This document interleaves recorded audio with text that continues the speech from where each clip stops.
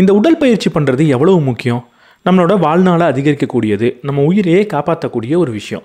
இவ்வளவு முக்கியமான விஷயம்னா இந்த இயற்கை அதை நம்ம செய்யும் போது நமக்கு சந்தோஷத்தை கொடுத்துருக்கலாமே. உதாரணத்துக்கு சாப்பிடும் போது சந்தோஷமாக இருக்குது, தூங்கும் போதும் ஒரு சந்தோஷம் கிடைக்குது, ரொம்ப தாகமாக இருக்கும் போது தண்ணி குடிக்கிறப்ப சந்தோஷமாக இருக்குது. இந்த மாதிரி உயிரை காப்பாற்றுறதுக்கு தேவையான எதை செஞ்சாலும் சந்தோஷத்தை கொடுத்த இந்த இயற்கை உடற்பயிற்சி செய்கிறப்ப மட்டும் ஏன் வலியை கொடுத்துருக்கு? அப்போ இந்த பரிணாம வளர்ச்சியில் ஏதாவது கோளாறு இருக்கா? இல்லை உடற்பயிற்சி பண்ணணும்னு நான் முடிவெடுக்கும் போது என் மனது வேணாம், ரெஸ்ட் எடுக்கலாம், வீடியோ கேம் விளையாடலாம், டிவி பார்க்கலாம், இல்லை சும்மா படுத்துருக்கலாம் அப்படின்லாம் சொல்லுது. நான் சோம்பேறியா இல்லை இயற்கை நீ உடற்பயிற்சி பண்ண வேணாம் அப்படின்ற ஒரு உந்துதலை எனக்கு கொடுத்துருக்கா? ஒரு வரியில் பதில் சொல்லணும் அப்படின்னா நான் சோம்பேறி கிடையாது. உடற்பயிற்சி பண்ணுறது எனக்கு தேவையானதும் கிடையாது. ஓய்வெடுக்கிறது தான் எனக்கு தேவையானது. இல்லை நீண்ட பதில் வேணும் அப்படின்னா இன்றைக்கி ஒரு புத்தகத்தோட சம்மரியை பார்க்க போகிறோம். எக்ஸசைஸ்ட் அப்படின்ற ஒரு புத்தகம் இருக்குது. இந்த உடற்பயிற்சி பற்றின முழுமையான அறிவியலை நமக்கு சொல்லுது. அதாவது எந்த மாதிரியான எக்ஸசைஸ் பண்ணலாம், எப்போ பண்ணலாம், எவ்வளவு நாள் பண்ணலாம், எவ்வளவு நேரம் பண்ணலான்னு ஒரு ஃபிட்னஸ் பிளான் கொடுக்குற புத்தகம் இது கிடையாது. உடற்பயிற்சிக்கு பின்னாடி இருக்கக்கூடிய முழுமையான அறிவியலை பேசக்கூடிய ஒரு புத்தகம். இன்றைக்கி இந்த வீடியோவில் அப்படி முழுமையான ஒரு அறிவியலை நம்ம புரிஞ்சுக்க போகிறோம். நம்ம சேனலுக்கு நீங்கள் புதுசாக இருந்தீங்கன்னா நான் படிக்கிற புக்ஸோட சம்மரிஸ் அப்லோட் பண்ணுவேன். நான் படித்ததில் எனக்கு ரொம்ப பிடிச்ச விஷயத்தை உங்க கூட ஷேர் பண்ணிப்பேன். நான் படித்ததுலேயே நல்ல புக்ஸை உங்களுக்கு ரெக்கமெண்ட் பண்ணவும் செய்வேன். அதெல்லாம் உங்களுக்கு பிடிக்கும் அப்படின்னா நம்ம சேனலுக்கு சப்ஸ்கிரைப் பண்ணிவிட்டு பெல் பட்டனை ப்ரெஸ் பண்ணிவிடுங்க.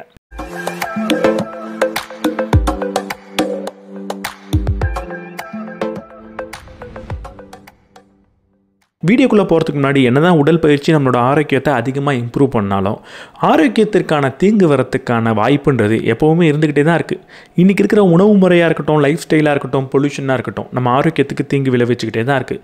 இல்லை கொஞ்சம் கூடுதலாக நம்ம இமேஜின் பண்ணி பார்க்கணும் அப்படின்னா நமக்கு எந்நேரமும் ஒரு ஆக்சிடென்ட் நடக்கிறதுக்கான வாய்ப்பும் இருக்குது. இப்படி எதிர்பாராத விதமாக ஏதாவது ஒன்று நடந்து நம்ம ஹாஸ்பிட்டலில் அட்மிட் ஆகிட்டோம் அப்படின்னா அப்போது அதற்கான செலவுக்கு எங்கே போகிறது? சில சமயம் இப்படிப்பட்ட செலவுகள் நம்மளை போண்டியாக கூட செய்யலாம்.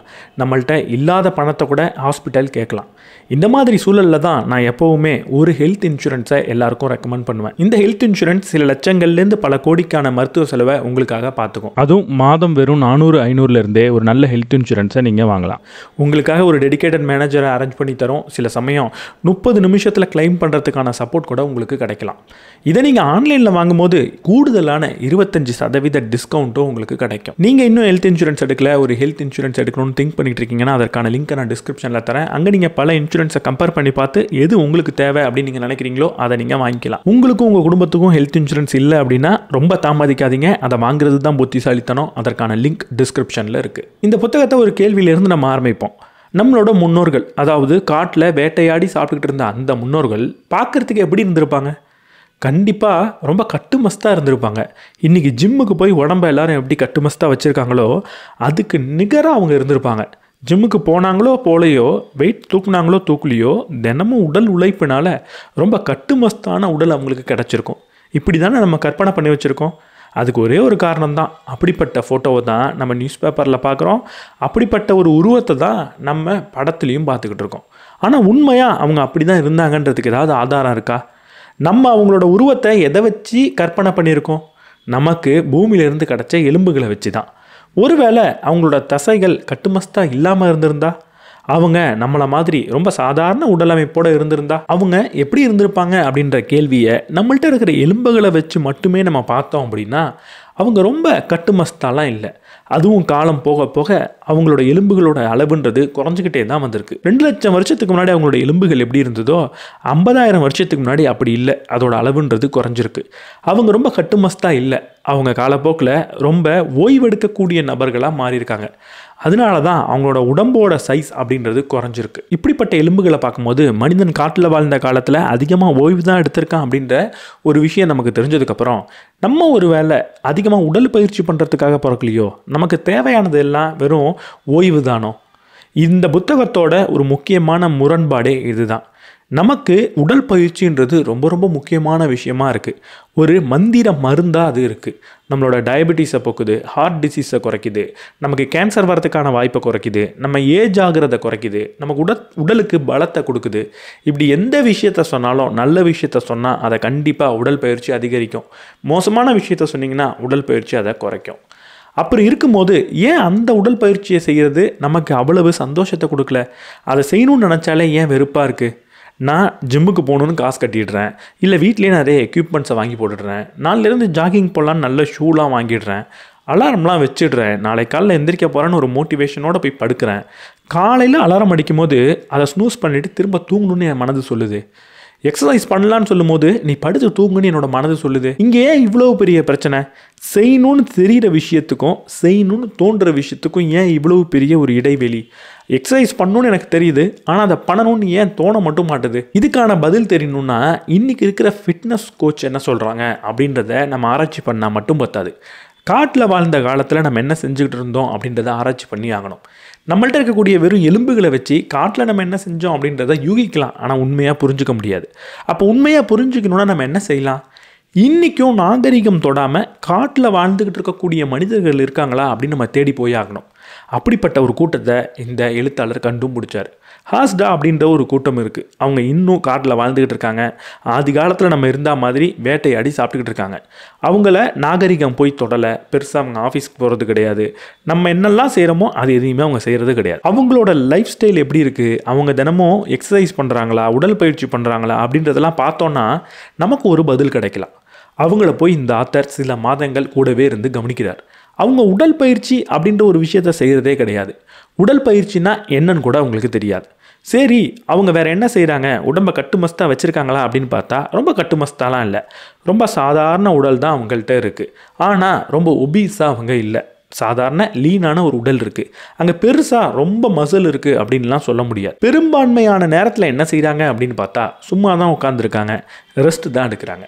ஆனால் இப்படி ஓய்வு மட்டும்தான் அவங்க எடுக்கிறாங்களா அப்படின்னு பார்த்தா அதுதான் கிடையாது. பல நேரங்களில் சில கிழங்குகளை தேடி நடந்து போகிறாங்க, பழத்தை தேடி நடந்து போகிறாங்க, ஏதாவது ஒரு மிருகத்தை வேட்டையாடுறதுக்காக நடந்து போகிறாங்க. நம்ம சினிமாவில் பார்க்குற மாதிரி கையில் ஈட்டியை எடுத்துகிட்டு ஒரு மிருகத்தை தொடச்சிட்டு வேகமாலாம் அவங்க ஓடுறது கிடையாது. அவங்க பொறி வச்சிடுறாங்க, அந்த பொறி வைக்கிறதுக்காக நடந்து போகிறாங்க. வில்லையும் அம்பியும் கையில் வச்சுட்டு பொறுமையாக நடந்து போகிறாங்க, பதுங்கி தாக்குறாங்க. ரொம்ப ஆக்ரோஷமாக ஓடி போய் எதையும் செய்கிறது கிடையாது. அமைதியாக நடந்தே பல விஷயங்களை செய்கிறாங்க. அவங்க வாழ்க்கையில் செய்யக்கூடிய மிகப்பெரிய மூமெண்ட் என்ன அப்படின்னு பார்த்தா நடந்து போகிறது தான். அதுவும் ஸ்லோவாக நடக்கிறது தான். ஆனால் ரொம்ப நேரத்துக்கு நடந்துகிட்டு இருக்காங்க. அவங்களோட லைஃப்பை அப்படியே எடுத்து நம்ம கூட ஒப்பிட்டு பார்த்தோன்னா, அதாவது இன்றைக்கி இருக்கக்கூடிய மாடர்ன் லைஃப் ஸ்டைலில் ஒரு ஐடி கம்பெனியில் உட்காந்தே வேலை செய்யக்கூடிய ஒரு நபர் கூட ஒப்பிட்டு பார்த்தோன்னா அவங்க நம்மளை விட கொஞ்சம் ஆக்டிவாக தான் இருக்காங்க. ஆனால் நம்ம நினைக்கிற அளவுக்குலாம் அவங்க ஆக்டிவ் கிடையாது. நம்ம ஜிம்முக்கு போய் கடுமையாக உழைக்கிற அளவுக்குலாம் அவங்க ஆக்டிவ் கிடையாது. ஆனால் பொறுமையாக நடக்கிறது மூலமாகவும் நிறைய நேரம் ஓய்வு எடுக்கிறது மூலமாகவும் கம்மியாக சாப்பிட்றது மூலமாகவும் அவங்க ஆரோக்கியமாக இருக்காங்க. சிம்பிளாக சொல்லணுன்னா அவங்கள்ட்ட இயற்கை ஒரு ரூலை கொடுத்துருக்கு. என்ன சொல்லியிருக்கு? தேவை இல்லாமல் உன்னோட சக்தியை விரயம் பண்ணாத அப்படின்னு சொல்லியிருக்கு. இன்னும் சிம்பிளாக அது என்ன சொல்லியிருக்கு அப்படின்னா, உன்னால் எப்பெல்லாம் முடியுமோ அப்பெல்லாம் ஓய்விடு, எப்பெல்லாம் கட்டாயமோ அப்போ மட்டும் நகர்ந்து போன்னு சொல்லியிருக்கு. அவங்களுக்கு கட்டாயம் அப்படின்றதே அடிக்கடி வர்றதுனால அடிக்கடி அவங்க நகர்ந்து போகிறாங்க. அதுவும் பொறுமையாக தான் நகர்ந்து போகிறாங்க. எப்பெல்லாம் வாய்ப்பு கிடைக்குதோ அப்பெல்லாம் உட்கார்ந்து ஓய்வெடுக்கிறாங்க. அதிகமாக நகர்ந்து போகணும் அப்படின்னு அவங்க நினைக்கிறது கிடையாது. இது மனிதர்களுக்கு மட்டும் கிடையாது, நிறைய மிருகங்களும் இப்படி தான் இருக்குது. பெரும்பான்மையான நேரத்தில் எல்லா மிருகமும் இப்படி தான் இருக்குது. ஒரு மிருகம் எவ்வளவு வேகமாக செயல்படுதோ அவ்வளவு அதிகமான நேரத்தில் அது ஓய்வாக இருக்குது. ஒரு உதாரணத்துக்கு சிங்கத்தை எடுத்துக்கிட்டிங்க அப்படின்னா கிட்டத்தட்ட 18 மணி நேரத்துலேருந்து 20 மணி நேரம் அது தூங்கிக்கிட்டு இருக்குது. இல்லை சிம்பான்சியை எடுத்துக்கிட்டிங்க அப்படின்னா அது ரொம்ப ஆக்டிவாக இருக்கிறது இல்லை, சாப்பாடு தேவைப்படும் போது எடுத்து சாப்பிடுது. ஆனால் அது முழிச்சிருக்க நேரத்தில் 8 மணி நேரத்துலேருந்து 10 மணி நேரம் அது சும்மா உட்காந்துருக்கு, ரொம்ப மூவ் பண்ணுறது கிடையாது. இந்த இயற்கை சொல்லி கொடுத்துருக்க ஒரே ஒரு விஷயம், நிறுத்து, சும்மா இரு, ஓய்விடு அப்படின்றது மட்டும்தான். தேவையில்லாமல் நீ ஓடாத அப்படின்னு தான். இப்போ உங்களுக்கு புரிஞ்சிருக்கோம் நம்மளோட மனது ஏன் ஒரு உடல் பயிற்சி அப்படின்னு சொன்னால் அவ்வளவு கஷ்டப்படுது அப்படின்னு. ஏன்னா ஆதி காலத்திலேருந்து உடல் பயிற்சி பண்ணுறதுக்காக அது ரெடி ஆகலை, அது நம்மளை பொறுமையாக உட்கார வைக்கிறதுக்காக தான் ரெடி ஆகிருக்கு. ஏன்னா அந்த காலத்தில் எனர்ஜின்றது அபூர்வமான ஒரு விஷயம். எப்பவும் நமக்கு உணவு கிடச்சிக்கிட்டு இல்லை, எப்பயாவது கிடைக்கும். அந்த சக்தியை நம்ம பாதுகாத்தாகணும். முக்கியமாக ஏதாவது ஒரு பஞ்சம் வந்தது அப்படின்னா அந்த நேரத்தில் நம்மளோட எனர்ஜியை கன்சர்வ் பண்ணுறது மூலமாக மட்டும்தான் நம்ம உயிர் பிழைத்து இருந்தோம். அதனால தான் இன்றைக்கும் ஒரு படிக்கட்டை பார்க்கும்போது லிஃப்ட்டில் ஏறிப்போ அப்படின்னு அந்த மனது சொல்லுது. லிஃப்ட்டில் ஏறிப்போன்னு எந்த மனது சொன்னதோ அதே மனது தான் நம்மளோட முன்னோர்களை மிகப்பெரிய பஞ்சத்திலேருந்து உயிர் பிழைக்க வச்சுது. இங்கே நம்ம புரிஞ்சிக்க வேண்டியது, நம்ம பெரிய சோம்பேறிலாம் கிடையாது, நம்மளை நாமளே காயப்படுத்திக்க வேண்டிய தேவை கிடையாது, நம்மளை நாமளே வஞ்சிக்க வேண்டிய ஒரு தேவை கிடையாது. நம்ம சோம்பேறித்தனத்தோடு இருக்கிறது, முக்கியமாக ஒரு கடின உழைப்பை பார்த்தா இது வேணான்னு நம்ம மனது சொல்கிறதுனால மட்டும்தான் இன்றைக்கி நம்ம உயிர் பிழைத்து இருக்கோம். அப்போது இது ஒரு பெரிய தப்பு அப்படின்னு பார்க்க தேவையில்லை. ஆனால் அதே நேரத்தில் இதில் இருக்கிற பிரச்சனையை கொஞ்சம் நம்ம புரிஞ்சுக்கிட்டாகணும். சும்மா உட்காந்துருக்கிறது எவ்வளோ பெரிய பிரச்சனை. இந்த ஆத்தர் என்ன சொல்கிறாரு அப்படின்னா, ஒரு காலத்தில் நம்ம smoking is injurious to health அப்படின்னு சொல்லிக்கிட்டே இருந்தோம், பிரச்சாரம் பண்ணோம். ஸ்மோக்கிங் பண்ணக்கூடாது, புகை பிடிக்கக்கூடாதுன்னு சொல்லிக்கிட்டே இருந்தோம். ஏன்னா அது கேன்சர் வரும், நம்மளை கொல்லும் அப்படின்னு தான் சொல்லிக்கிட்டு இருந்தோம். ஆனால் இன்றைக்கி அதுக்கு நிகரான ஒரு விஷயத்தை நம்ம செஞ்சுக்கிட்டு இருக்கோம். ஆனால் அதை பற்றி பேசுகிறதே இல்லை அப்படின்னு சொல்கிறார். அது பேர் என்ன தெரியுமா? உட்கார்ந்து இருக்கிறது. எது நம்மளோட உயிரை காப்பாற்றணுதோ அதே விஷயம் இன்றைக்கி நம்மளை கொன்னுக்கிட்டு இருக்கு. 8 மணி நேரம் தொடர்ந்து நம்ம உட்காந்துருக்கோம் அப்படின்னா, ஒரு நாளைக்கு 8 மணி நேரம் நம்ம உட்காந்துருக்கோம் அப்படின்னா அது ஒரு புகை பிடிக்கிறதுக்கு சமம். கூடிய சீக்கிரம் நம்மளை கொல்றதுக்கான வாய்ப்பு இருக்குது. அதற்காக நம்ம சோம்பேறி அப்படின்னு நம்மளை டிஃபைன் பண்ணிக்க தேவையில்லை. இப்படி உட்கார்ந்துருக்கிறதோட பிரச்சனை என்ன, இல்லை உடல் பயிற்சி பண்ணுறதோட பெனிஃபிட் என்ன அப்படின்றத தெளிவாக புரிஞ்சுக்கிட்டோன்னா இந்த உடல் பயிற்சி பண்ணுறதுக்கான ஒரு உந்துதல் நமக்குள்ளே இருந்து வரும். அப்போது சும்மா உட்காந்துருக்கிறது நல்லதா கெட்டதா? சும்மா உட்காந்துருக்கிறதுக்கு எனக்கு பிடிச்சிருக்கு, ஆனால் அது என்னை கொல்லும் அப்படின்னு சொல்கிறீங்களே, அப்போ இந்த எவல்யூஷன் பெரிய தப்பு பண்ணிட்டா, இந்த இயற்கை அவ்வளோ பெரிய தவறாக பண்ணிட்டா. இங்கே சும்மா உட்காந்துருக்கிறது நம்மளை கொல்லும் அப்படின்னு சொன்னோன்னா அது உண்மையே கிடையாது. சும்மா உட்காந்துருக்கிறது நம்மளை கொல்ல போகிறது கிடையாது. சும்மா உட்கார்றது, ஓய்வெடுக்கிறது நமக்கு ரொம்ப ரொம்ப முக்கியம். அதுதான் நம்மளோட தசைகளை ரிப்பேர் பண்ணும், அதுதான் நம்மளோட மெமரியை ஃபார்ம் பண்ணும், இம்யூனிட்டியை அதிகரிக்கும், உடம்புல இருக்கிற சாப்பாட்டை டைஜஸ்ட் பண்ணி எனர்ஜியாக மாற்றும், அதை ஸ்டோர் பண்ணும். நம்ம உயிர் வாழ்கிறதுக்கு இந்த ஓய்வுன்றது ரொம்ப ரொம்ப முக்கியம். இந்த ஓய்வுன்றது இந்த உடல் பயிற்சிக்கு ஆப்போசிட்டான விஷயமே கிடையாது. இந்த ஓய்வும் உடல் பயிற்சியும் ஒன்றா சேரும்போது மட்டும்தான் நம்மளால் ஒரு ஹெல்த்தியான உடலை உருவாக்கவே முடியும். அப்போ உட்கார்றது தப்பா? உட்கார்றது தப்பு, அது உங்களை கொன்னுடும் அப்படின்ற ஒரு பிரச்சாரமே ஒரு முட்டாள்தனமான பிரச்சாரம் அப்படின்னு இவர் சொல்கிறார். ஏன்னா இது தேவையில்லாத ஒரு ஆன்சைட்டியை நமக்கு கொடுக்கும், ஒரு ஸ்ட்ரெஸ்ஸை கொடுக்கும். நம்ம ஸ்ட்ரெஸ்ஃபுல்லாக இருக்கோம் அப்படின்னா அங்கே உடல் பயிற்சி பண்ணாலுமே எந்த ஒரு பலனும் கிடையாது. அப்போ உட்கார்றது தப்பான்றதை நம்ம புரிஞ்சுக்கணுன்னா நம்ம முதல்ல சொன்ன நம்மளோட முன்னோர்களோட வாழ்க்கை எப்படி இருந்தது அப்படின்றத இன்னொரு தடவை ஆராய்ச்சி பண்ணி பார்க்கணும். அவங்க பல நேரங்களில் உட்கார்ந்து தான் இருந்தாங்க. ஆனால் உட்கார்ந்தே இருக்கிறது மூலமாக உடல் ஆரோக்கியத்தில் ஒரு பாதிப்பு ஏற்பட்ட நபருக்கும் நம்மளோட முன்னோர்களுக்கும் என்ன வித்தியாசம்?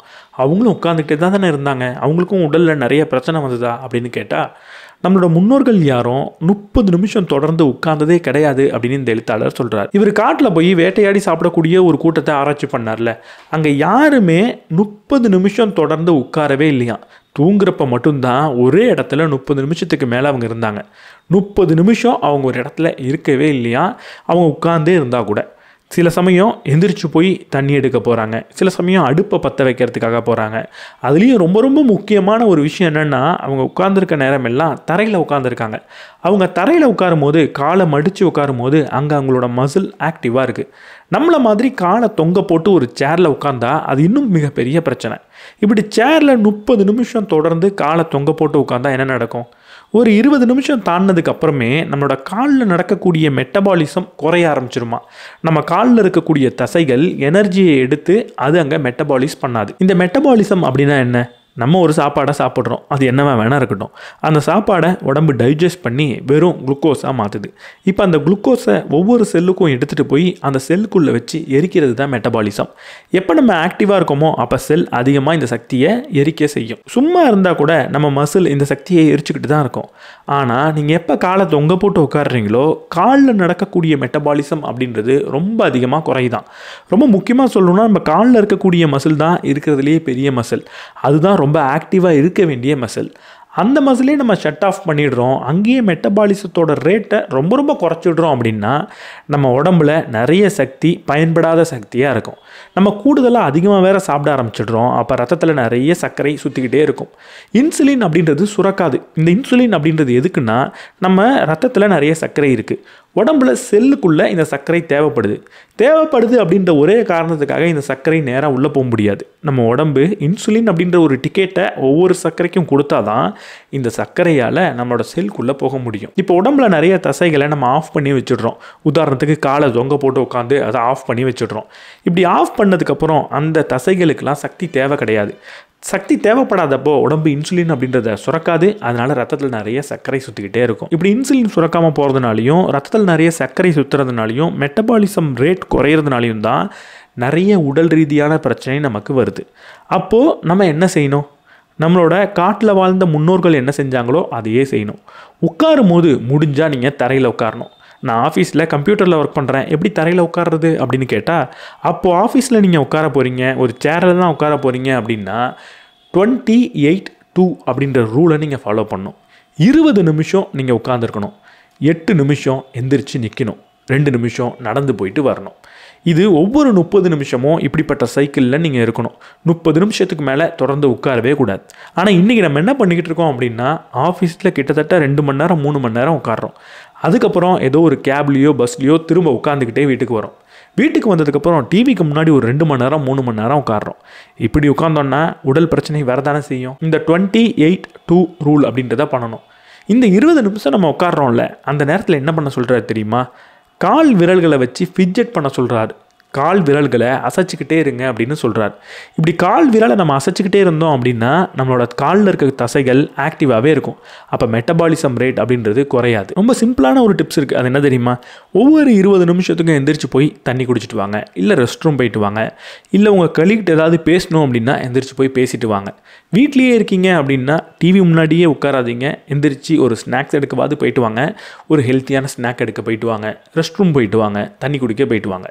இப்படி எல்லா விஷயத்தையும் தூரமாக வச்சு எடுக்க போயிட்டு வந்தாலே ஓரளவுக்கு உங்களால் இதை மேனேஜ் பண்ண முடியும். இங்கே நம்ம புரிஞ்சிக்க வேண்டிய ஒரே ஒரு மெசேஜ், உட்கார்றது நம்மளை கொல்லலை, ரொம்ப நேரத்துக்கு உட்கார்ந்து மட்டுமே இருக்கிறது நம்மளை கொல்லுது. இங்கே நீங்கள் உட்காரவே கூடாது அப்படின்னு யாரும் சொல்லலை, சேரில் மாட்டிக்கக்கூடாது அப்படின்னு தான் சொல்கிறாங்க. வீட்டில் முடிஞ்சால் தரையில் உட்காந்துருங்க, ஆஃபீஸில் முடிஞ்சால் உட்காந்தே இருக்காதீங்க, எந்திரிச்சு அடிக்கடி நடந்து போயிட்டு வாங்க. இவ்வளோ நேரம் நான் பேசின விஷயம் உங்களுக்கு ஒரு சந்தோஷத்தை கொடுத்துருக்கலாம்.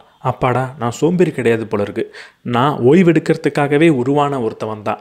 ஓய்வெடுக்கிறது தப்பு கிடையாது, ரொம்ப நேரம் நம்ம ஓய்வெடுத்தால் தான் உடம்புக்கு நல்லது அப்படின்லாம் கூட உங்களுக்கு தோணியிருக்கலாம். ஆனால் ஓய்வெடுக்கிறது மட்டும்தான் ரொம்ப முக்கியமான விஷயமா இருந்திருந்தா, இல்லை ஸ்லோவாக நடந்து போகிறது மட்டும்தான் முக்கியமான விஷயமா இருந்தால், இயற்கை நம்மளை அப்படிப்பட்ட ஒரு மிருகமாகவே படைச்சிருக்கலாமே.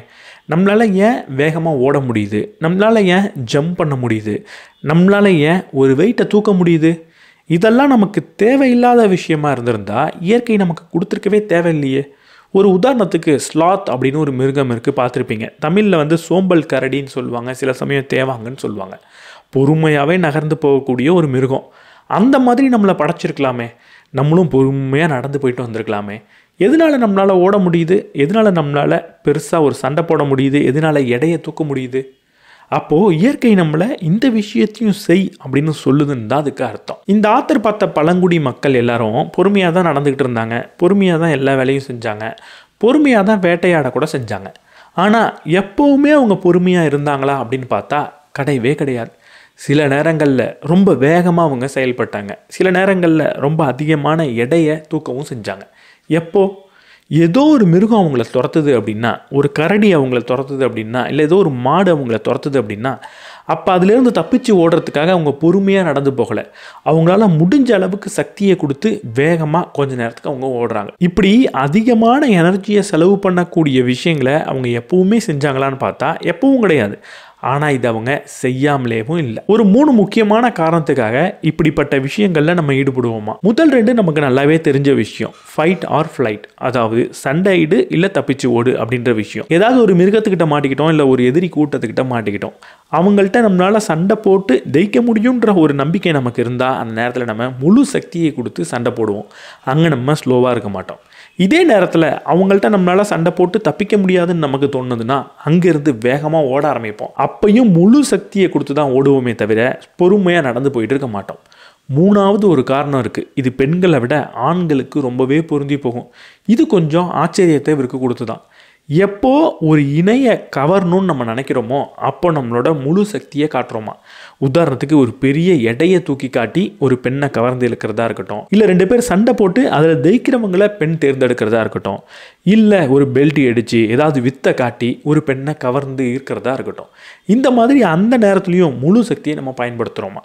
இப்படி முழு சக்தியை பயன்படுத்த வேண்டிய நேரம் அப்பப்போ பழங்குடியினருக்கு வந்துக்கிட்டு இருந்தது, காட்டில் வாழ்ந்த மனிதருக்கு வந்துக்கிட்டு இருந்தது. அதனால தான் அவனால் ஓட முடியுது, தாவ முடியுது, எடையை தூக்க முடியுது. அப்போ நம்மளும் இந்த சக்தியை அப்பப்போ பயன்படுத்தியே ஆகணும். பயன்படுத்தலைன்னா என்ன ஆகும்? சும்மா நான் பொறுமையாக வாக்கிங் மட்டுமே போகிறேன் அப்படின்னு சொன்னால் அது போருமா? கிடையவே கிடையாது. எந்த ஒரு மனிதனால் ஓட முடியுதோ, தாவ முடியுதோ, ஒரு எடையை தூக்க முடியுதோ அவன் அப்பப்போ இதை செஞ்சாகணும். இதை செய்கிறதுக்கு டிஃப்ரெண்ட் மசில் நம்மக்கிட்ட இருக்குது, பொறுமையாக நடந்து போகிறதுக்கு டிஃப்ரெண்ட் மசில் நம்மக்கிட்ட இருக்குது. ஸ்லோ ட்விச் மசில் ஃபைபர்னு ஒன்று இருக்குது. இன்னொரு குரூப்பை வந்து நம்ம ஃபாஸ்ட் ட்விச் மசில் ஃபைபர் அப்படின்னு சொல்லுவோம். இந்த ஸ்லோ ட்விச் மசில் என்ன பண்ணுன்னா என்டியூரன்ஸை உங்களுக்கு கொடுக்கும். ஒரு மராத்தான் ஓட போகிறீங்க அப்படின்னா இந்த மசில் பயன்படுத்தி தான் நீங்கள் ஓடுவீங்க.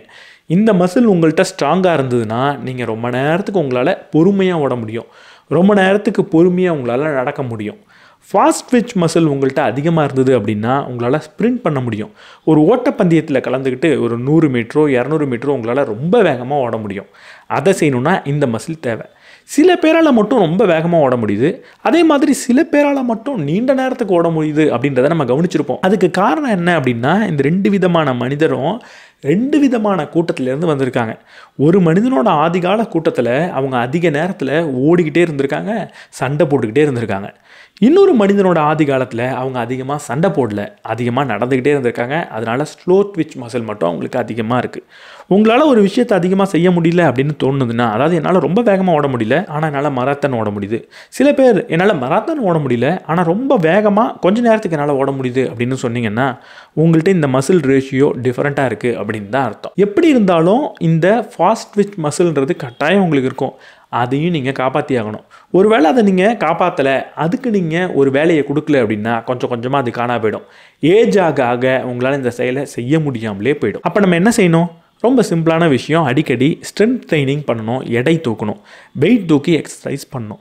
எப்போவுமே பண்ணணுன்ற அவசியம் கிடையாது. வாரத்துக்கு ஒரு 4 தடவை ஒரு 20 நிமிஷம் நீங்கள் பண்ணாலே போதும். இல்லை என்னால் வெயிட் தூக்கி எக்ஸசைஸ் பண்ண முடியாது அப்படின்னா நீங்கள் ஏதாவது ஒரு விளையாட்டை விளையாடலாம்.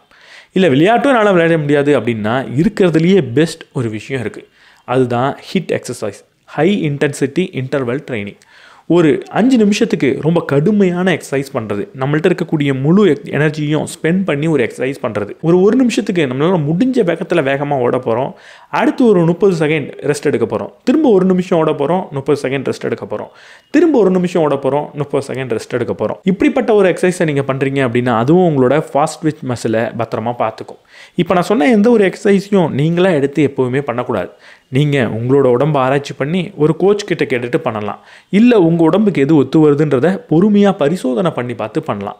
நான் சொன்னேன் இல்லை ஏதோ ஒரு புத்தகத்தில் சொன்னாங்கன்றதுனாலலாம் உடனடியாக ஒரு ஹை இன்டென்சிட்டி எக்ஸசைஸை நீங்கள் பண்ணக்கூடாது. மனிதன் என்ன தான் வேகமாக ஓடுறதுக்கும் தாவறதுக்கும் எடையை தூக்கிறதுக்கும் வடிவமைக்கப்பட்டிருந்தாலும் அவனோட முழு சக்தி எது? அவனை ஒரு மிருகத்திலிருந்து வேறுபடுத்தி காட்டக்கூடிய ஒரு விஷயம் எது? அப்படி ஏதாவது ஒன்று இருக்கா? ஃபிசிக்கலி உடல் ரீதியாக மிருகத்தை விட அவன் சிறந்து ஏதாவது ஒரு விஷயத்தில் இருக்கானா? அப்படி கட்டாயம் இருக்கான். அதுக்கு ஒரு சிம்பான்சியையும் ஒரு மனிதனையும் நம்ம கம்பேர் பண்ணி ஆகணும். ஒரு சிம்பான்சிக்கும் மனிதனுக்கும் இருக்கக்கூடிய வேறுபாடு என்ன? முதல் வித்தியாசம், சிம்பான்சியால் ஒரு மனிதன் மாதிரி ரொம்ப நேரம் எழுந்து நிற்க முடியாது. மனிதனால் மட்டும்தான் 2 காலில் ரொம்ப நேரத்துக்கு நிற்க முடியும். மனிதன் அப்படின்ற ஒரு மிருகத்தால் மட்டும்தான் 2 கையை பயன்படுத்தாமல் ரொம்ப நேரத்துக்கு நிற்க முடியும். அடுத்து ஒரு முக்கியமான வேறுபாடு இருக்குது நமக்கும் சிம்பான்சிக்கும். நமக்கு அதிகமாக வேர்க்கக்கூடிய தன்மை இருக்குது. சிம்பான்சியோ இல்லை மற்ற மிருகமோ அது உடம்பு அது கூல் பண்ணிக்கணும்னா வாயால் வேகமாக மூச்சு விட்டாகணும், அதாவது இறைச்சாகணும். அப்படி பண்ணால் மட்டும்தான் அதோட உடம்பை அதால் உடனடியாக கூல் பண்ணிக்க முடியும். நம்ம அளவுக்கு அதால் உடலில் வேர்வையை சுரக்க வைக்க முடியாது. அடுத்து மனிதன்கிட்ட மிருகத்தை தாண்டி இருக்கக்கூடிய ஒரு முக்கியமான விஷயம் அவனோட பட்டக்ஸ். அவனோட உடல் அளவில் பட்டக்ஸ்ன்றது ஒரு பெரிய அளவை எடுத்துக்குது. அதுக்கு முக்கியமான காரணம் அவன் நேராக நிற்கும் போதும் நேராக நின்று நடக்கும் போதும் அவனோட பேலன்ஸை சென்டராக வச்சுக்கிறதுக்கு தான். அவன் 4 காலில் நடக்காதனால அவனை நேராக வச்சுக்கிறதுக்கு ஒரு பேலன்ஸ் தேவை. அந்த பேலன்ஸை தான் இந்த பட்டக்ஸ் பண்ணுது. மனிதன்கிட்ட மிருகத்திட்ட இல்லாத மாதிரி ஒரு தசை இருக்குது, அதை நியூட்ரல் லிகமெண்ட் அப்படின்னு சொல்லுவாங்க. நம்மளோட கழுத்துக்கு பின்னாடி இருக்கக்கூடிய விஷயம். அதோட வேலை என்னென்னா நம்மளோட தலை ரொம்ப வேகமாக ஆடாமல் பார்த்துக்கிறது. இந்த கார் ரேஸில் இருக்கிறவங்களாம் அந்த லிகமெண்ட்டை ஃபோக்கஸ் பண்ணி தான் அதிகமாக ட்ரெயின் பண்ணுவாங்க. ரொம்ப வேகமாக கார் ஓட்டும் போது தலை வேகமாக ஆடக்கூடாதுன்றதுக்காக அதை ட்ரெயின் பண்ணுவாங்க. சாதாரணமாகவே மிருகத்தை விட மனிதன்கிட்ட இது ரொம்ப வலுவானதாக இருக்குது. கடைசியாக மனிதன்கிட்ட இருக்கிற முக்கியமான விஷயம் அவனோட மூளையும் கொழுப்பும் தான். தலையில் மிகப்பெரிய மூளை இருக்குது, நிறைய எனர்ஜி அது எடுத்துக்குது. அதை தாண்டி எனர்ஜி எப்பெல்லாம் அதிகமாக இருக்கோ அதெல்லாம் ஃபேட்டாக ரொம்ப அதிகமாக அவன் ஸ்டோர் பண்ணுறான். மற்ற மிருகங்களோட ஒப்பிடும்போது மனிதன்கிட்ட ஃபேட் ஸ்டோரேஜ்ன்றது கொஞ்சம் அதிகமாக இருக்குது. இந்த வித்தியாசங்கள்லாம் மனிதனுக்கு ஏன் வந்துச்சு? ஒரே ஒரு முக்கியமான காரணத்துக்காக தான் வந்தது. அது நீண்ட நேரத்துக்கு நீண்ட தூரத்துக்கு நடந்து போகிறதுக்கு தான், பொறுமையாக ஓடுறதுக்கு தான். 2 காலில் நிற்கிறதா இருக்கட்டும், அவனோட பேலன்ஸை கொடுக்கக்கூடிய பட்டக்ஸாக இருக்கட்டும், தலையை ஆடாமல் இருக்கக்கூடிய கழுத்துக்கு பின்னாடி இருக்கக்கூடிய லிகமெண்ட்டாக இருக்கட்டும், நிறைய சக்தியை ஸ்டோர் பண்ணி வைக்கக்கூடிய திறனாக இருக்கட்டும், இல்லை பெரிய மூளையாக இருக்கட்டும், இது எல்லாமே நீண்ட நேரத்துக்கு ஒரு இலக்கை ஞாபகம் வச்சுக்கிட்டு அதை நோக்கி நடந்து போகிறதுக்காகவும் இல்லை ஓடுறதுக்காகவும் தான் உருவானது. இந்த உலகத்திலே மனிதன் அளவுக்கு மிகப்பெரிய தூரத்தை நடந்து கடந்த ஒரு மிருகம்ன்றது கிடையாது. அப்போ மனிதனோட முக்கியமான ஒரு வேறுபாடே நடக்கிறது தான். மற்ற மிருகங்களை விட அவன்கிட்ட இருக்கக்கூடிய ஒரு சூப்பர் பவர்னால் ரொம்ப நேரத்துக்கு நடக்கிறது. அப்படி நடக்கிறது தான் நம்மளோட சூப்பர் பவர். அப்படின்னா நடக்கிறது எவ்வளவு அத்தியாவசியமான விஷயம். என்ன தான் நீங்கள் ஹை இன்டென்சிட்டி ட்ரைனிங் பண்ணாலும், வெயிட் லிஃப்டிங் பண்ணாலும், நீங்கள் ஒழுங்காக நடக்கலை அப்படின்னா, ரொம்ப நேரத்துக்கு நடக்கலை அப்படின்னா உங்களோட ஆரோக்கியத்துக்கு பெரிய தீங்கை நீங்கள் கொடுத்துக்கிட்டு இருக்கீங்கன்னு தான் அர்த்தம். மனிதன் ஏன் ரொம்ப நேரத்துக்கு நடந்தாகணும்? இந்த ஆராய்ச்சியை அதே பழங்குடி மக்கள்கிட்ட இந்த ஆத்தர் பண்ணுறார். ஒரு விஷயத்தை தெளிவாக புரிஞ்சுக்கிறார். அவங்க வேட்டையாடும் போது பெர்சிஸ்டன்ட் ஹண்டிங் அப்படின்ற முறையை கையாளுறாங்க. அதாவது பல முறை தோற்று போய் தான் ஒரு ஹண்டிங்கை பண்ணுறாங்க. சில மிருகங்களை தான் பொறி வச்சு கொல்ல முடியும். பல மிருகங்களை துரத்திட்டு போய் அம்பு விட்டு தான் கொன்னாகணும். அப்படி துரத்திட்டு போகும்போது மனிதன் வேகமாக ஓடி துரத்துறானா அப்படின்னு பார்த்தா கிடையவே கிடையாது. ஏன்னா மிருகங்கள் மனிதனை விட வேகமாக ஓடக்கூடியது. அப்படி ஓடும்போது மனிதன் என்ன பண்ணுறான்? அந்த மிருகத்தை ஓட விட்டுடுறான். அந்த மிருகம் ஓடி போய் ஏதாவது ஒரு இடத்துல இதுக்கப்புறம் நம்மளை யாரும் துரத்த மாட்டாங்கன்னு ஓய்வு எடுக்குது. அது வரைக்கும் அந்த மிருகத்தை ட்ராக் பண்ணி பொறுமையாக நடந்து போகிறான். திரும்ப அந்த மிருகம் ஓட ஆரம்பிக்குது. திரும்பவும் அவன் பொறுமையாக நடந்து போகிறான். இப்படி 10-15 தடவை அந்த மிருகம் ஓடி ஓய்வெடுத்ததுக்கப்புறம் ஒரு லெவலுக்கு மேலே மிருகத்தால் ஓட முடியல. ஆனால் மனிதன் அப்பையும் நடந்தது பின்னாடி போய்கிட்டே இருக்கான். ஒரு நேரத்தில் அந்த மிருகம் கொலாப்ஸ் ஆகி கீழே விழுது. அப்போ தான் மனிதன் அது பக்கத்தில் நெருங்கி அதை கொல்லவும் செய்கிறான். இப்படி மிருகத்தை கொல்லணும் அப்படின்னா மனிதன் ரொம்ப நேரம் நடக்க வேண்டியதாக இருக்குது. ஒரு உதாரணத்துக்கு சில சமயம் காலையில் ஆரம்பித்த வேட்டை சாயங்காலம் தான் முடியுது. அவ்வளவு நேரம் நடந்து போயிட்டுருக்கான். அந்த மிருகமும் ஓடிக்கிட்டே இருக்குது. வெயில் தாங்க முடியாமல் அதால் ஓடும்போது உடம்பை கூல் பண்ணிக்க முடியாதனால நான் முதல்ல சொன்ன மாதிரி அதால் வேர்வையை வெளிக்கொண்டு வர முடியாது. வாயால் மூச்சு விட்டு தான் உடம்பை கூல் பண்ணி ஆகணும். அது தொடர்ந்து ஓடிக்கிட்டே இருந்ததுன்னா உடம்பை கூல் பண்ண முடியாது. அந்த நேரத்தில் அது சுருண்டு கீழே விழுந்து தான் ஆகணும். ஆனால் மனிதன் அப்படி கிடையாது. ரொம்ப நேரம் நடந்து போவான். உடம்பு சூடானா வேர்வை அவன் உடம்பை கூல் பண்ணிடும். அதனால் அந்த மிருகத்தை வேட்டையாட செய்வான். மனிதன் ஆதி காலத்தில் வச்சுக்கிட்டு இருந்த ஒரு மிகப்பெரிய சூப்பர் பவர் அப்படின்னா நடக்கிறது தான். அப்படி நடக்கிறதுக்காக தான் பல மசில் நம்ம உடம்புல இருக்குது. அந்த மசிலை நம்ம ஆக்டிவாக வச்சுக்கணும் அப்படின்னா நம்மளும் பல நேரத்துக்கு நடந்தாகணும். நடக்கிறதுனா சும்மா ஒரு 100 ஸ்டெப் நடந்துட்டு திரும்ப ஓய்வு எடுக்கிறது அப்படின்றது கிடையாது. நடக்கிறது அப்படின்னா நீங்கள் ரொம்ப நேரத்துக்கு நீடித்த நேரத்துக்கு நடந்தாகணும். அந்த காட்டில் வாழ்ந்த மனிதர்கள் ஒரு நாளைக்கு எவ்வளவு கிலோமீட்டர் நடக்கிறாங்க அப்படின்னு பார்த்தா 10-20 கிலோமீட்டர் நடக்கிறாங்களாம். நம்ம 10-20 கிலோமீட்டர் நடக்கலனாலும் ஒரு 8000-லேருந்து 10,000 ஸ்டெப்பை ஒவ்வொரு நாளும் கட்டாயம் நடந்தாகணும். மனிதன் அடிப்படையாக கட்டாயமாக செய்ய வேண்டிய அதே நேரத்தில் தவிர்க்கவே கூடாத செயல் ஒன்று இருக்குன்னா அது நடக்கிறது தான். ஒவ்வொரு நாளும் 8000-லேருந்து 10,000 ஸ்டெப் கண்டிப்பாக நம்ம நடந்தாகணும். இவ்வளவு நேரம் புரிஞ்சுக்கிட்டதை சிம்பிளாக நம்ம பார்ப்போம். ஒரு மனிதனுக்கு ஓய்வுன்றது ரொம்ப ரொம்ப முக்கியம். ஆனால் நீண்ட நேரத்துக்கு அவன் ஓய்வு எடுக்கக்கூடாது. சின்ன சின்ன ஓய்வுகளை தொடர்ந்து எடுக்கணும். இந்த சின்ன சின்ன ஓய்வுக்கு நடுவில் அவன் நிறையா நகர்ந்து போகணும். அப்படி நகர்ந்து போகிறப்போ ரொம்ப கம்மியான நேரத்துக்கு ரொம்ப வேகமாகவும், நீண்ட நேரத்துக்கு ரொம்ப ஸ்லோவாகவும் அவன் நகர்ந்து போகணும். இப்படி இருக்கும்போது அவன் ஆரோக்கியமாக இருப்பான். சிம்பிளாக ஆரோக்கியமாக இருப்பான் அப்படின்னு சொல்கிறத விட இப்படி தான் அவன் காட்டில் வாழ்ந்த காலத்தில் இருந்தான். அதனால் அவன் இப்படி வாழ்கிறதுக்காக தான் பரிணாம வளர்ச்சி அடைஞ்சிருக்கான். இப்போது நமக்கு நிறைய நோய்கள் வருது. இந்த நோய்கள் வரத்துக்கு முக்கியமான காரணம் லைஃப் ஸ்டைல் அப்படின்னு சொல்லுவாங்க. சில சமயம் இதை லைஃப் ஸ்டைல் டிசீசஸ் அப்படின்னு சொல்லுவாங்க. ஆனால் இதுக்கு சயின்டிஸ்ட் இன்னொரு பேர் சொல்கிறாங்க. அந்த பேர் என்ன தெரியுமா? மிஸ்மேட்ச் டிசீஸ் அப்படின்னு சொல்கிறாங்க. அதாவது காட்டில் வாழ்ந்தப்போ நம்ம எப்படிப்பட்ட ஒரு லைஃப் ஸ்டைலை வச்சுக்கிட்டு இருந்தோமோ அப்படிப்பட்ட லைஃப் ஸ்டைலை ஃபாலோ பண்ணாமல் கொஞ்சம் மிஸ்மேட்ச் ஆகி ஒரு லைஃப் ஸ்டைலை ஃபாலோ பண்ணோம்னா அதிலிருந்து வரக்கூடிய டிசீஸ் தான் இது அப்படின்னு சொல்கிறாங்க. சிம்பிளாக ஒரு ஹைப்போதிசிஸ் இருக்குது, அதை நான் சொல்கிறேன். அந்த ஹைப்போதிசிஸ் என்ன சொல்லுது? ரொம்ப சிம்பிளான விஷயம். பெண்கள் ஆண்களை விட அதிக நாள் உயிர் வாழ்கிறாங்க அப்படின்னு அது சொல்லுது. அதுக்கு முக்கியமான காரணம் என்ன தெரியுமா? பெண்கள் வீட்டு வேலையை அதிக நேரம் செஞ்சுக்கிட்டு இருக்காங்க. பெண்கள் வீட்டு வேலை தான் செய்யணும் அப்படின்னு நான் என்டோர்ஸ் பண்ணல. ஆனால் பெண்கள் அதிகமான நேரத்தில் வீட்டு வேலை செய்கிறாங்க. வீட்டு வேலை செய்கிறது எப்படிப்பட்டது? ஒரு பொருள் எடுத்து இங்கேருந்து அங்கே வைக்கணும், அங்கேருந்து எடுத்து இங்கே வைக்கணும். கொஞ்சம் நேரத்துக்கு நம்ம கிச்சனில் நின்றுக்கிட்டே இருக்கணும். கொஞ்சம் நேரத்துக்கு ஓய்வுன்றது நமக்கு கிடைக்கும். அப்படி ஓய்வு கிடைச்சாலும் எந்நேரமும் அந்த ஓய்வு கிடைக்காது. கொஞ்சம் நேரத்துலேயே எந்திரிச்சு போய் அங்கே பால் வாங்க வேண்டியிருக்கும். கொஞ்சம் நேரத்துலேயே எந்திரிச்சு போய் ஒரு பாத்ரூம் கழுவ வேண்டி வரும். கொஞ்சம் நேரத்துலேயே பாத்திரத்தை கழுவ வேண்டி வரும். கொஞ்சம் நேரத்துலேயே சமைக்க வேண்டி வரும். கொஞ்சம் நேரம் நடக்க வேண்டி வரும். இப்படி எல்லாம் கலந்து ஒரு வீட்டு வேலை அப்படின்றது இருக்குது. அதாவது ஓய்வும் இருக்குது, ஆனால் அது நீண்ட நேரத்துக்கு இல்லை. சில சமயம் ரொம்ப ஹெவியாக வேலை செய்ய வேண்டியிருக்கு, எடை தூக்க வேண்டியிருக்கு. அதே மாதிரி ரொம்ப நேரத்துக்கு பொறுமையாக நிதானமாக வேலை செய்ய வேண்டியிருக்கு. ஒரு காட்டில் வாழ்ந்த காலத்தில் என்ன செஞ்சோமோ அதையே ஒத்த வேலையாக வீட்டு வேலை இருக்கிறதுனால வீட்டு வேலை செய்யக்கூடிய பெண்கள் மட்டும் ரொம்ப நாள் உயிர் வாழ்கிறாங்கன்னு சொல்கிறது தான் அந்த ஹைப்போதீசிஸ்.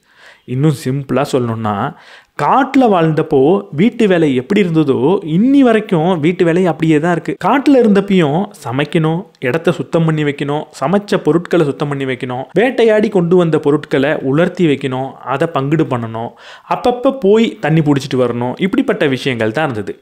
இன்றைக்கி இவ்வளவு வருஷம் கழிச்சும் வீட்டு வேலை அப்படியே தான் இருக்குது. ஆனால் மற்ற வேலை எல்லாமே மாறிடுச்சு.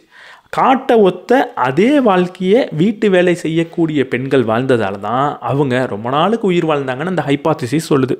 திரும்பவும் சொல்கிறேன், வீட்டு வேலையை நான் என்டோர்ஸ்லாம் பண்ணல. யார் வேணால் பண்ணலாம், யார் பண்ணாலும் அவங்களுக்கு இந்த பெனிஃபிட் கிடைக்கும்னு சொல்கிறது தான் அந்த ஹைப்போதீசிஸ். ஆனால் வீட்டு வேலையை தவிர மற்ற வேலைகள் செய்யக்கூடியவங்க நிறைய உடல் பயிற்சின்றதை பண்ணியே ஆகணும். அதனால வீட்டு வேலை பண்ணுறவங்களுக்கு உடல் பயிற்சியே தேவையில்லை அப்படின்னு ஒரு ஜென்ரல் ஸ்டேட்மெண்ட்டை நான் சொல்லலை. உங்கள் உடம்புக்கு தேவையான்றதை நீங்கள் தான் ஆராய்ச்சி பண்ணி பார்க்கணும். ஆனால் பெரும்பான்மையான நேரத்தில் வீட்டு வேலை செய்யாத எல்லாருக்குமே உடல் பயிற்சி கண்டிப்பாக தேவைப்படுது. ஏன்? இந்த உடல் பயிற்சி நமக்கு ஒரு ஸ்ட்ரெஸ்ஸை கொடுக்கும். ஸ்ட்ரெஸ்னாலே மோசம் அப்படின்னு நம்ம நினச்சிக்கிட்டு இருக்கோம். ஆனால் எல்லா ஸ்ட்ரெஸ்ஸும் மோசம் கிடையாது. இப்படி ஃபிசிக்கலாக அளவோடு வரக்கூடிய ஸ்ட்ரெஸ் ரொம்ப ரொம்ப முக்கியமான ஸ்ட்ரெஸ். இந்த ஸ்ட்ரெஸ் தான் நம்ம உடம்பை வலுப்படுத்தும். முதல்ல அது எதை வலுப்படுத்தும்னா நம்மளோட மசிலில். நம்ம எப்பெல்லாம் உடல் பயிற்சி பண்ணுறோமோ நம்ம தசை நார்கள் கொஞ்சமாக சேதம் தான் அடையும்.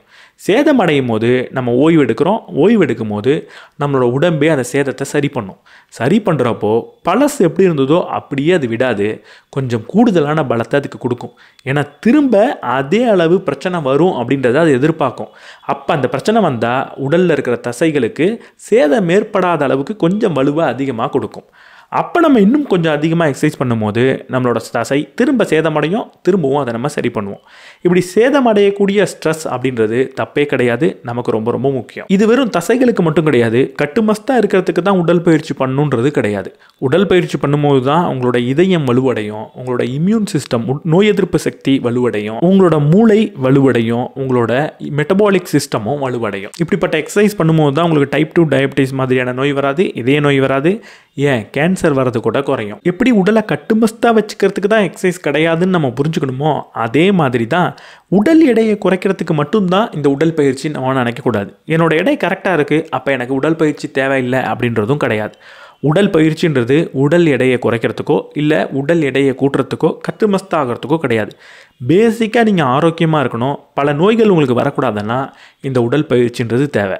அதில் பெரும்பான்மையான நேரத்தில் நடைப்பயிற்சியும் ஒரு குறுகிய நேரத்துக்கு ஒரு கடுமையான உடலோட சக்தியை முழுமையாக விரயம் பண்ணக்கூடிய இந்த ஹிட் மாதிரியான எக்ஸசைஸும் தேவை. இந்த உடல் பயிற்சி இவ்வளவு முக்கியமானது அப்படின்னு ஆனதுக்கப்புறம் என்னோட முன்னோர்கள் எந்நேரமும் ஓய்வெடுக்கலை, அப்பப்போ உடல் பயிற்சி மாதிரியான விஷயங்களை பண்ணியிருக்காங்க அப்படின்னு இருக்கிறப்போ எனக்கு ஏன் உடல் பயிற்சி பண்ணுறது இவ்வளவு கடுப்பான விஷயமா இருக்குது, அதை பண்ணணும்னு நினச்சாலே வெறுப்பாக இருக்கே, என்ன காரணம்?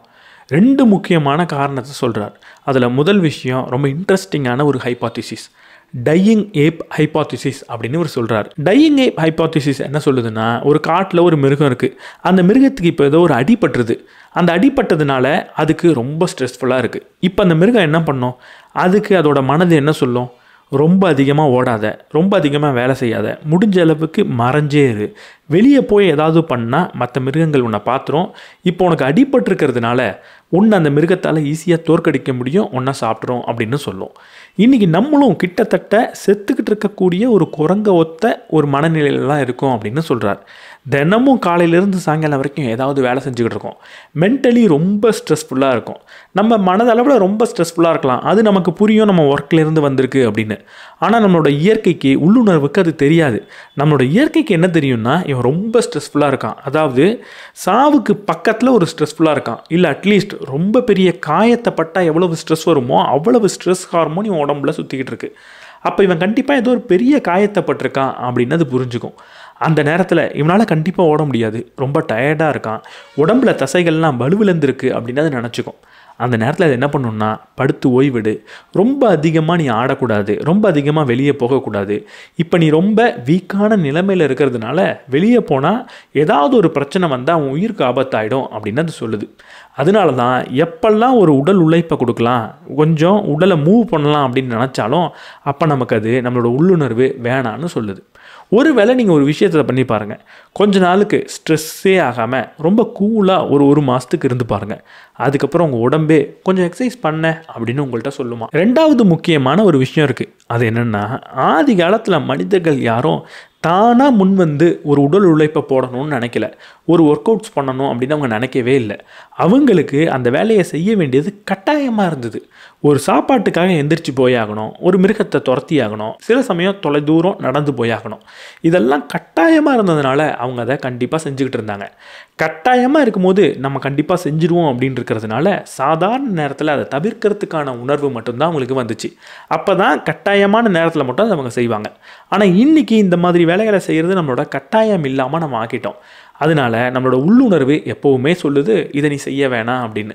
ஒரு வேளை கட்டாயமானால் நம்மளும் இப்போ செய்வோம். இன்றைக்கும் நம்மளை ஒரு மிருகம் துரத்துனா நம்ம ஓட தானே செய்வோம். அப்போது இந்த மாடர்ன் லைஃப்பில் நம்ம எப்படி ஒரு எக்ஸசைஸை நம்மளோட பார்ட்டாக கொண்டு வருது. முதல் விஷயம், உங்களுக்கு ஒர்க் அவுட்ஸ் பண்ண பிடிக்கல, உடற்பயிற்சி பண்ண பிடிக்கலன்னா பண்ணாதீங்க. அதுக்கு பதிலாக விளையாட செய்யுங்க. உங்களுக்கு விளையாட கண்டிப்பாக பிடிக்கும்ல, நீங்கள் எதுக்கு ஒர்க் அவுட்ஸ் பண்ணணும்? விளையாடுங்க, ரெண்டும் ஒன்று தான். உங்களுக்கு பிடிச்ச விளையாட்டை தேர்ந்தெடுத்து அதை தினமும் 1 மணி நேரம் விளையாடுங்க. அப்படி விளையாண்டிங்கன்னா அதுவே உடற்பயிற்சியாக இருக்கும். இங்கே நான் பப்ஜி மாதிரியான வீடியோ கேம்ஸை சொல்லலை, ஒரு டென்னிஸ் மாதிரி, ஃபுட்பால் மாதிரியான ஓடி ஆடி விளையாடுற விளையாட்டை சொல்கிறேன். ரெண்டாவது, நிறைய பேரோட சேர்ந்து ஒர்க் அவுட்ஸ் பண்ண முயற்சி பண்ணுங்கள். தனியாக பண்ணும்போது தான் அது ரொம்ப கஷ்டமான விஷயமா இருக்கும். இப்படி உங்களுக்கு என்ன சூட் ஆகுமோ அதை ட்ரை பண்ணி நீங்கள் உடற்பயிற்சி பண்ணுறதை உங்களோட வாழ்க்கைக்குள்ளே கொண்டு வந்துக்கலாம். உடற்பயிற்சி அப்படின்னா வெயிட் தூக்குறதோ இல்லை தண்டால் எடுக்கிறதோ மட்டும் கிடையாது. உடம்பை மூவ் பண்ணி உங்கள் உடம்புலேருந்து வேர்வை வரா மாதிரி எதை செஞ்சாலும் அது உடற்பயிற்சி தான். அதில் எது உங்களுக்கு சூட் ஆகுதுன்னு நீங்கள் தான் கண்டுபிடிக்கணும். எல்லாமே எல்லாருக்கும் சூட் ஆகாது. இந்த உடல் பயிற்சியை பற்றி பேசுகிறப்போ நம்ம மாடர்ன் லைஃப்பில் இருக்கிற ரொம்ப ரொம்ப முக்கியமான ஒரு விஷயத்தை பற்றி பேசியாகணும். அதோட பேர் தான் முதுகு வலி, பேக் பெயின். இன்றைக்கி இருக்கக்கூடிய மனிதர்களில் கிட்டத்தட்ட 70% பேருக்கு அவங்க வாழ்க்கையில் எப்பயாவது ஒரு தடவையாவது இந்த முதுகு வலின்றது வந்துடுது. இந்த பேக் பெயின் வரத்துக்கு என்ன காரணம்? நம்மளோட எவல்யூஷனில் ஏதாவது தப்பு இருந்திருக்கா? நம்ம எவல்யூஷனில் ஒரு சின்ன தப்பு இருக்க தான் செய்யுது. நம்ம 4 காலில் நடக்க வேண்டிய ஒரு மிருகம் திடீர்னு எந்திரிச்சு நின்றுட்டோம்.